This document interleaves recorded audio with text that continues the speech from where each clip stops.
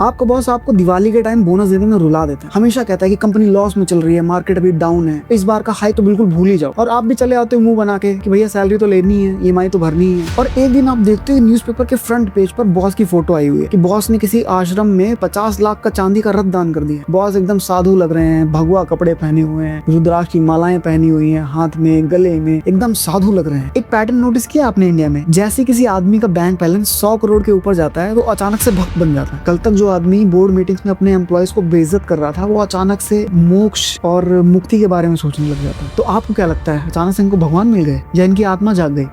बिल्कुल नहीं। आज के इंडिया में भक्ति या भगवान का मोक्ष से दूर दूर तक कोई लेना देना नहीं है। ये अल्ट्रा रिच लोगों के लिए अल्टीमेट और सबसे एक्सक्लूसिव स्टेटस सिंबल बन चुका है। Welcome to the business of spiritual washing.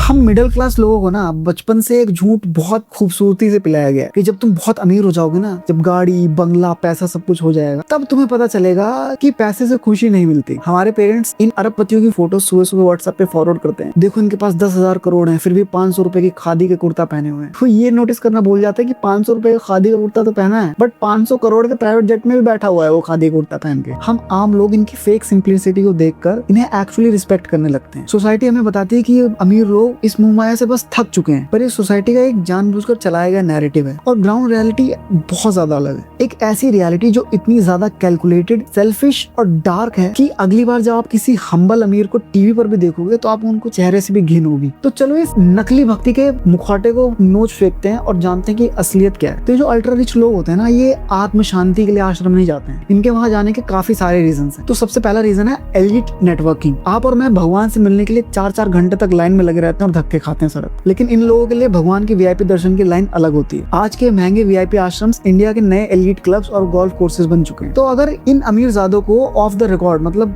दुनिया से छुपकर किसी मिनिस्टर के साथ, किसी नेता के साथ अगर कोई डील करनी है, तो आपको क्या लगता है इन लोगों को कहाँ जाना चाहिए? किसी होटल में या किसी रेस्टोरेंट में बैठ के करना चाहिए? भाई सबसे छुप के करना है। अगर यहाँ पे ऐसी जवाब करेंगे तो मीडिया नहीं देख लेगी, तो ऐसे किसी आश्रम या किसी मंदिर में चले जाते हैं। वहां पर ऑफ द रिकॉर्ड, जहाँ पे कैमरा नहीं है, पूरी प्राइवेसी है, वहां पर जाके ये लोग बात करते हैं और वो डील क्रैक करते हैं। और आजकल के जो फेमस गुरु हैं तो बेसिकली भगवा कपड़ों में पावरफुल दलाल हैं। एक बार हमारी रावण से बात हुई, फोन कॉल पर। उस कैंसर जैसी बीमारी से कोई बचा सकता है तो गाय का मूत्र बचाता है। जो आश्रम के प्रसाद में भक्ति नहीं, गवर्नमेंट टेंडर्स और कनेक्शन बांटते हैं। Reason number 2, weaponization of karma. एक बात सोचो, जब आप विरार लोकल या फिर राजीव चौक की मेट्रो में पसीना टपकाते हुए एकदम एक हाथ से लटक कर मेट्रो में आते हो और आपको लगता है कि मेरी किस्मत ही खराब है, और एट द सेम टाइम ये अमीरजादे अपनी रोल्स रॉयस में एक बढ़िया से एनवायरनमेंट में एसी में बोलते हैं कि energies and vibrations are all here man. तो मैं इनको यही कहना चाहूंगा कि भाई जब पेट भरा हो और बैंक में करोड़ों अरबों पड़े हो, तभी चक्र और एनर्जीज और वाइब्रेशंस की बातें दिमाग में आती हैं। जब पेट खाली हो ना, तो सिर्फ भूख ही ध्यान में आती है। कोई वाइब्रेशन, कोई चक्र, कोई कुछ काम नहीं करता। इन अमीर लोगों ने कर्म को हथियार बना दिया है। पब्लिकली भक्ति दिखाकर हम गरीब और मिडिल क्लास लोगों को एक सबकॉन्शियस मैसेज देना चाहते हैं कि मैं अमीर इसलिए हूँ क्योंकि मैंने पिछले जन्म में कुछ अच्छे काम किए थे, और तुम गरीब इसलिए हो क्योंकि तुमने पिछले जन्म में कुछ बुरे कर्म करे थे। तो तुम सिस्टम या गवर्नमेंट को कोसो मत, तुम अच्छे कर्म करने की कोशिश करो, तब तुम अमीर बनोगे। ये उनका तरीका है हमारे गुस्से को शांत रखने के लिए। रीजन नंबर 3, जो सबसे ज्यादा डार्क है, the ultimate PR wash. PR अगर आप नहीं समझते तो जिसको हम पब्लिक रिलेशन कहते हैं, जिसे एक तरह से मैं ऐसे भी समझा सकता हूँ कि ये मार्केटिंग होती है किसी कंपनी या किसी प्रोडक्ट के लिए नहीं, बल्कि एक आदमी के लिए। आपने मार्केट में हजारों लोगों का पैसा स्टॉक मार्केट में डुबा दिया, या आपने हजारों एम्प्लॉइज को एक साथ फायर कर दिया,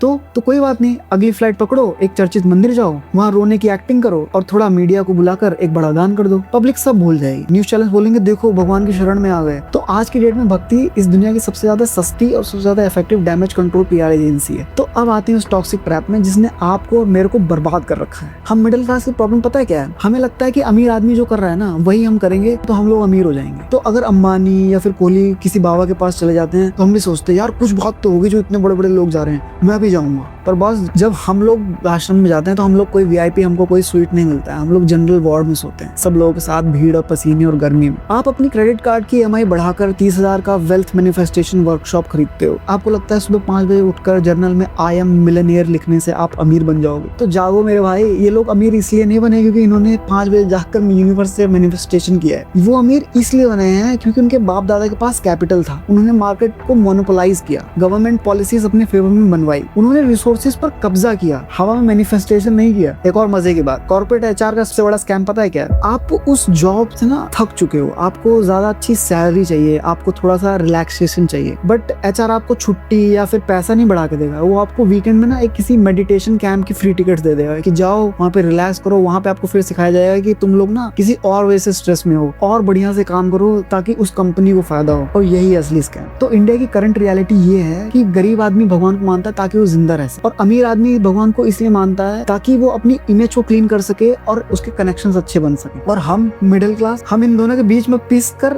अपना पैसा फेक बाबाओं और ऑनलाइन मैनिफेस्टेशन कोचेस पर उड़ाते रहते हैं। तो अगली बार जब आप किसी अरबपति या किसी नेता को किसी मैगजीन के फ्रंट कवर पर एकदम साधु की मुद्रा में रुद्राक्ष पहने और चंदन वंदन लगाए बैठे देखो, तो खुद को बेवकूफ बनने मत देना। उस एस्थेटिक के पीछे का सच जानने की कोशिश करना। उन्होंने इस मोह माया को नहीं छोड़ा है, उन्होंने बस एक ऐसी मार्केट ढूंढ ली है जहाँ पे वो सामान मिलता है जो नॉर्मल मार्केट में नहीं मिलता है। एक साफ पवित्र आत्मा होने का दिखावा। भगवान आम आदमी का सबसे बड़ा सहारा है और अमीर आदमी का सबसे बड़ा पीआर एजेंट। सोचो इस बारे में।